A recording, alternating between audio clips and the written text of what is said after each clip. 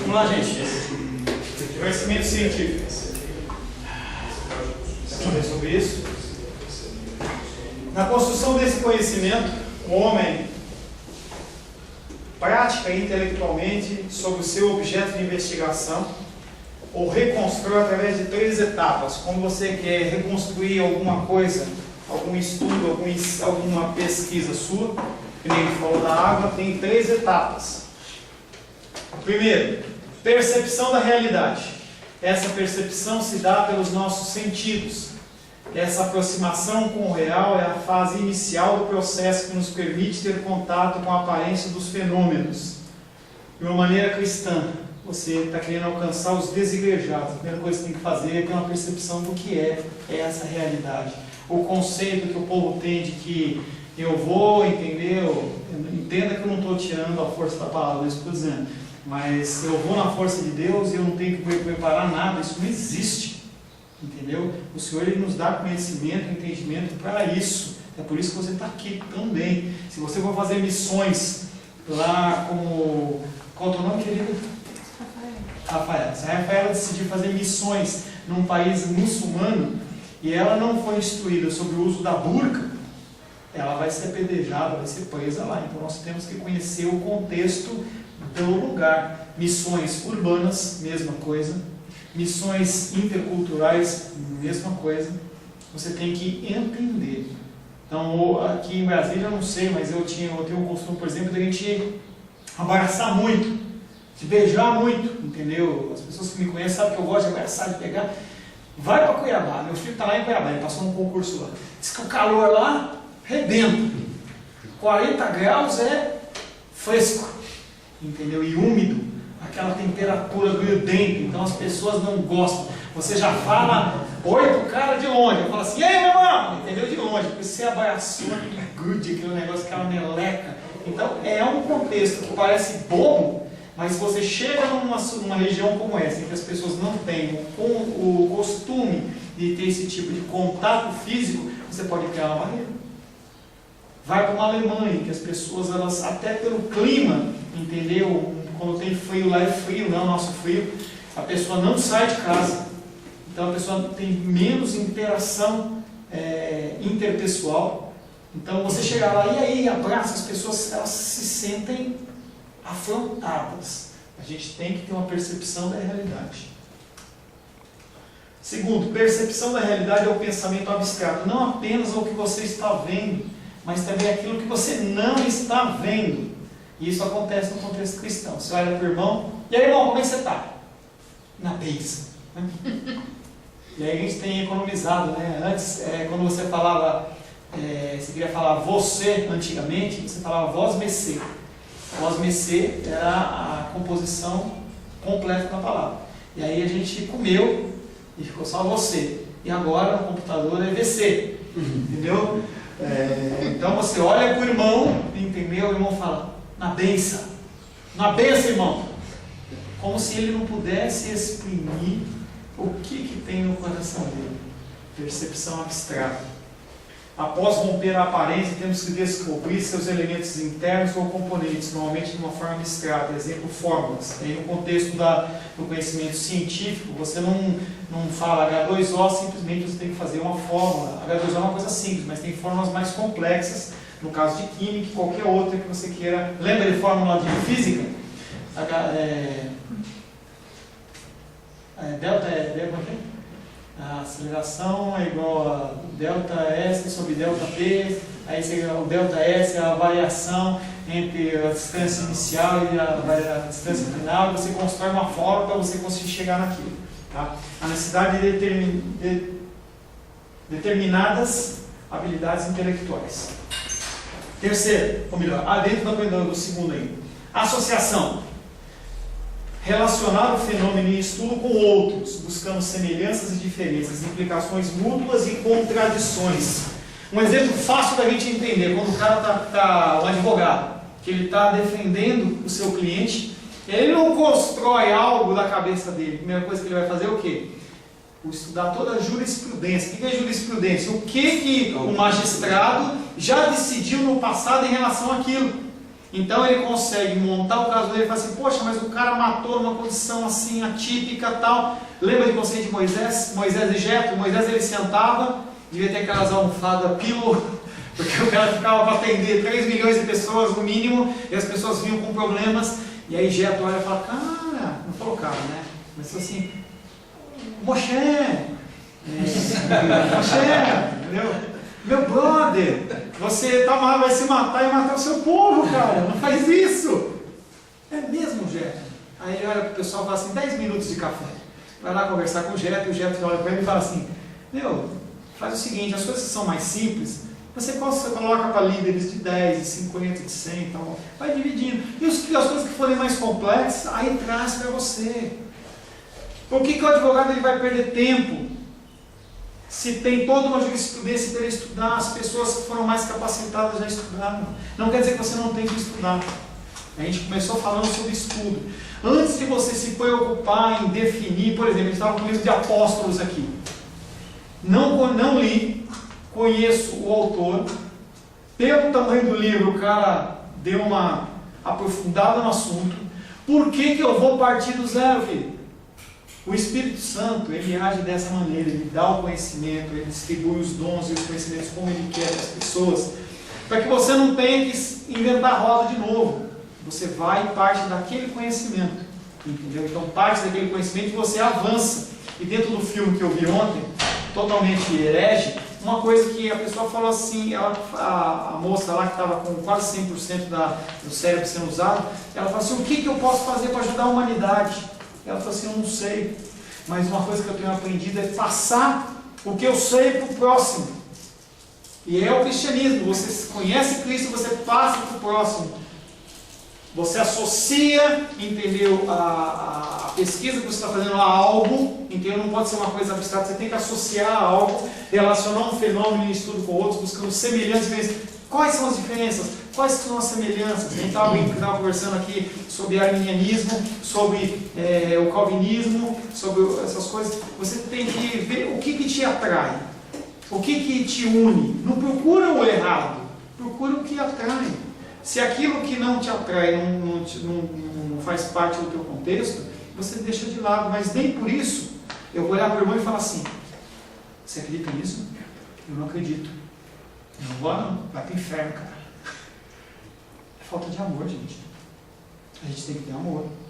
A gente tem que estar pronto sempre. Jesus Cristo ele sempre estava com quem? Com os doentes. Não fosse doente, misericórdia. Mas a gente tem que estar sempre pronto a falar das coisas. A associação, novamente, relacionada ao fenômeno, estudo com outros, buscando semelhanças e diferenças. E aí, semelhanças e diferenças, eu lembrei de uma história. Meu pastor falecido lá de São Paulo, ele era fazia missões em países muçulmanos. Quando ele entrou na alfândega, eles abriram a mala dele e tinham 2 pedras de crack, tinham 2 bíblias. Prisão. E aí ele falava inglês, falava espanhol, falava francês, mas os caras não estavam nem aí para ele. Entendeu? Ele tentando se expressar, ele passou, não sei um tempo, mas só para você ficar constrangido, ficou 30 dias, 60 dias lá na prisão e tal. E aí um padre católico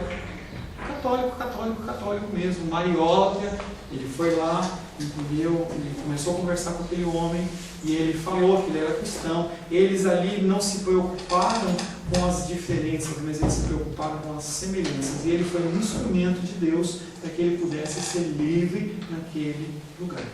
Então nós temos que buscar as semelhanças e as diferenças. Há diferenças que não podem ser compactuadas, você coloca de lado, mas se apega nas semelhanças, tá bom? Análise. Você associa primeiro, depois você vai analisar aquilo. Desmembrar o objeto em estudo para que cada elemento particular que o compõe ganhe maior visibilidade. Você começa a olhar as coisas.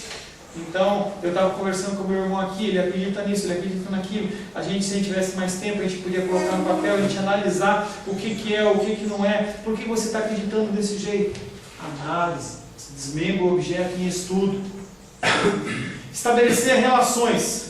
Relacionar os elementos internos do fenômeno, buscando oposições, contradições, complementaridade, bem como relacionar com outros elementos. Você não faz a sua análise fechado, você faz aberto. Tá? Síntese. Elaboração de conclusões que recriem em nível conceitual o fenômeno estudado. Não adianta você fazer um estudo e você não colocar uma conclusão. Eu peço para os meus alunos de bacharelado que eles façam um resumo do livro, do que quer que seja, e depois eu quero saber a opinião dele. Ele concorda, ele não concorda? Aí a pessoa pode pensar, mas eu concordo com tudo. E como que você concorda com tudo?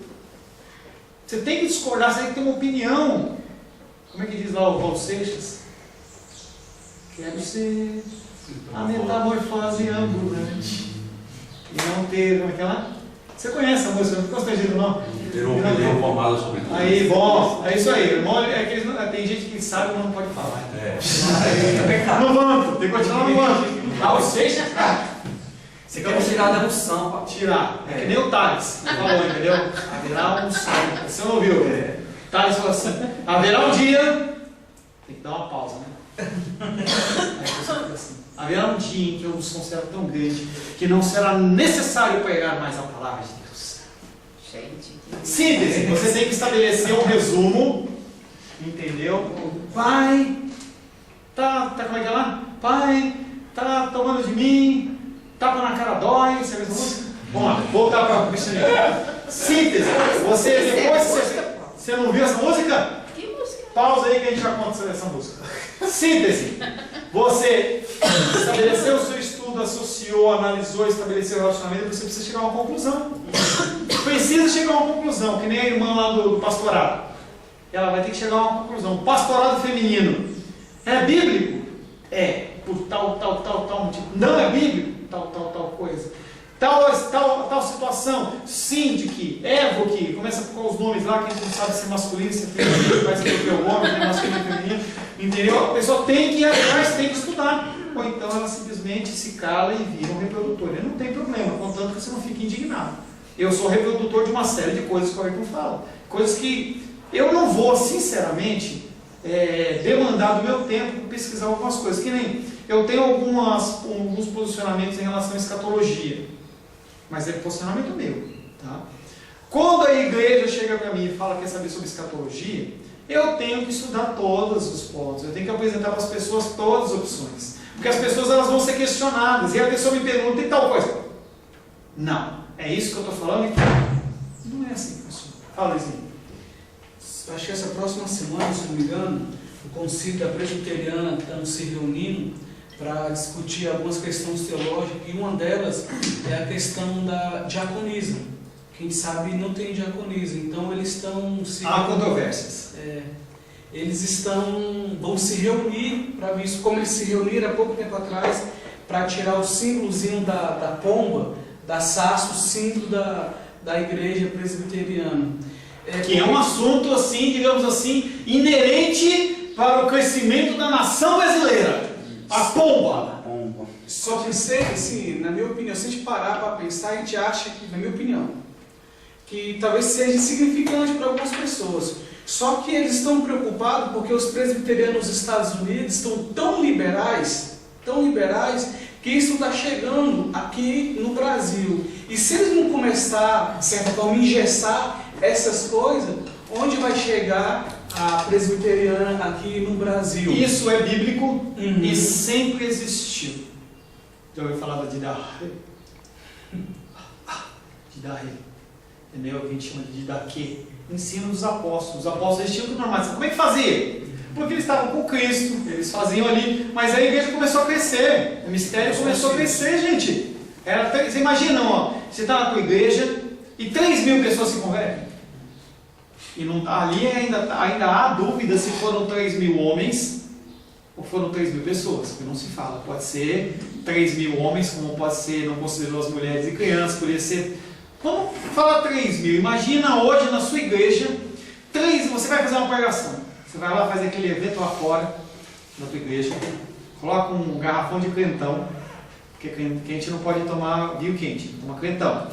E aí você dá aquela palavra poderosa e 3.000 pessoas se convertem. O que você faz com isso? Vou ficar Não! Gente, você imaginou isso?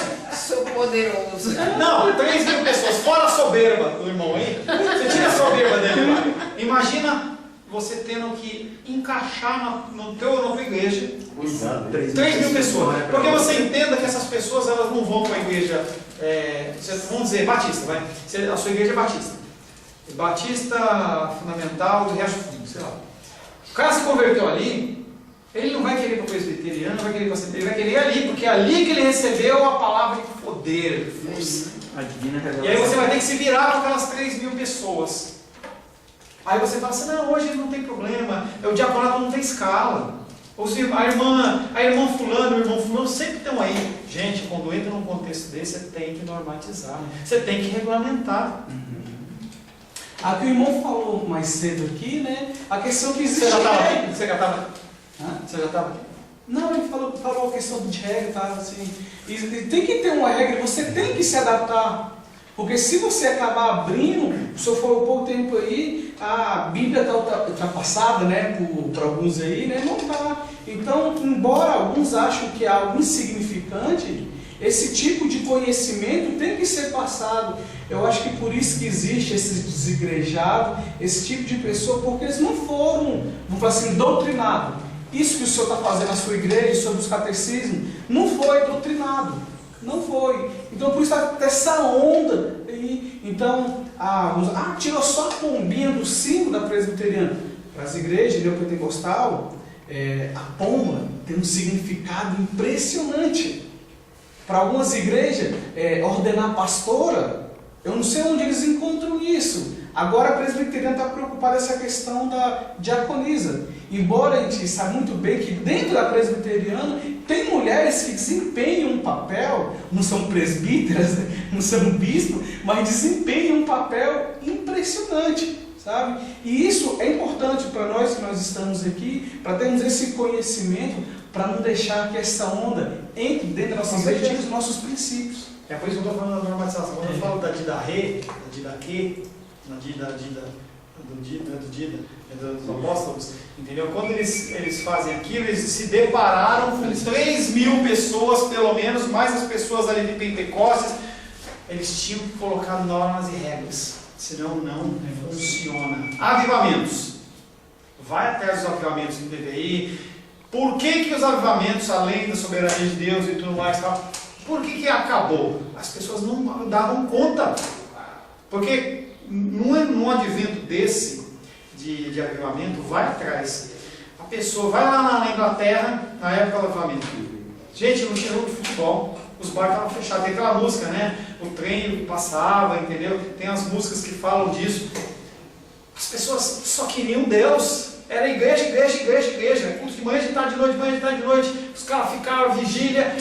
O cara não aguenta. Se não tiver uma normatização, como funcionar e tudo mais, pessoas não aguentam. Nós somos de carne e osso, precisa normatizar. Então a síntese, você tem que ter conclusão nas coisas.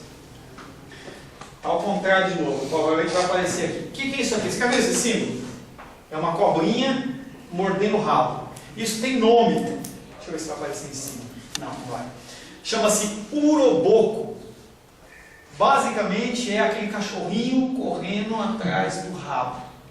Então, por exemplo, a pessoa está fora da vontade do Senhor, e aí ela cria um programa de televisão, que pode ter sido criado com o propósito de Deus, e eu não tenho nenhuma dúvida disso. Ele fala assim, olha, você vai pregar no rádio, você vai pregar na televisão por um período de tanto tempo. Depois desse tempo você já deu o recado, você alcançou as pessoas que eu queria cantar, se você volta. Mas o homem volta de jeito nenhum. Aí o que acontece?